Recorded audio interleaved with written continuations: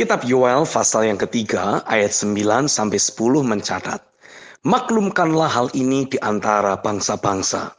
Bersiaplah untuk peperangan, gerakkanlah para pahlawan. Suruhlah semua prajurit tampil dan maju. Tempalah mata bajakmu menjadi pedang, dan pisau-pisau pemangkasmu menjadi tombak. Baiklah orang yang tidak berdaya berkata, aku ini pahlawan." Saya percaya dalam masa-masa kegoncangan yang masih terus akan berlanjut ini, Tuhan menetapkan kita bukan untuk menjadi korban dan bukan juga menjadi orang yang hanya sekedar bertahan, juga tidak untuk sekedar menikmati berkat Tuhan, melainkan agar kita semua dapat bangkit sebagai pahlawan. Oleh karenanya Tuhan menghendaki untuk kita bisa mengubah sudut pandang terhadap diri kita sendiri dan cara kita melihat suatu peristiwa, situasi, ataupun keadaan. Perubahan ini akan mulai terjadi pada saat kita melakukan pembacaan firman dan mengimajinasikan serta memperkatakannya. Contohnya seperti ini. Misalkan kita membaca tentang Elia yang bertemu dengan janda di Sarfat. Berhentilah untuk melihat diri kita dari sudut pandang korban yang membuat kita jadi mengidentifikasikan diri sebagai janda di Sarfat yang sebentar lagi mau mati, lalu bertemu dengan Elia yang membuat terjadinya mujizat. Cobalah untuk mulai melihat diri kita sebagai Elianya yang memberikan arahan, solusi, dan menyatakan kuasa Tuhan. Sebab memang itulah yang Tuhan kehendaki atas diri kita. Kita dibangkitkan Tuhan menjadi garam dan terang dunia. Hidup kita menjadi solusi yang konkret di tengah dunia ini. Ingat, kita bukan jemaat biasa. Kita adalah para pahlawan. Yoel 3 ayat yang ke-10.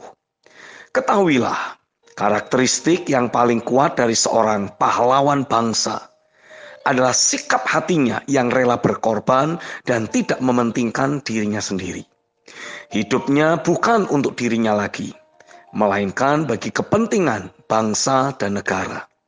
Prinsip rohaninya adalah ia telah mati dari cinta diri sendiri, dari cinta akan uang maupun cinta dunia ini. Namun hidup hanya untuk kepentingan Allah sendiri. Roma 6 ayat yang ke-11. Tuhan akan membawa kita untuk bertemu dengan orang-orang yang membutuhkan harapan, membutuhkan arahan serta jawaban, serta realita Tuhan. Dari hidup kitalah, Tuhan akan membebaskan mereka yang terbelenggu, terikat, dan tertekan. Lalu membawa mereka untuk masuk ke dalam kemerdekaan anak-anak Allah. Roma 8 ayat 19-21. Bahkan kita akan menjadi kemah pertemuan antara Tuhan dengan manusia. Sehingga segala bentuk manifestasi maut akan kita telan dalam kemenangan. Wahyu pasal 21. Contoh lainnya lagi. Cerita Elisa bertemu dengan janda yang sedang dikejar oleh penagih hutang atau debt collector. Dalam kitab 2 Raja-Raja 4 ayat 1-7. Selama ini kita selalu melihat diri kita mengalami kondisi yang sama. Tapi kita tidak boleh berhenti sampai di situ saja. Lihatlah diri kita sebagai Elisa yang sedang memberikan hikmat dan jalan-jalan Tuhan kepada mereka yang sedang berada dalam tekanan atau permasalahan hidup. Ingat baik-baik, kita adalah pahlawan. Saya yakin perubahan sudut pandang ini akan membawa kita terhisap masuk dalam agenda besar kerajaan sorga. Mata rohani kita akan mulai melihat lahirnya atau munculnya kerajaan yang tidak tergoncangkan.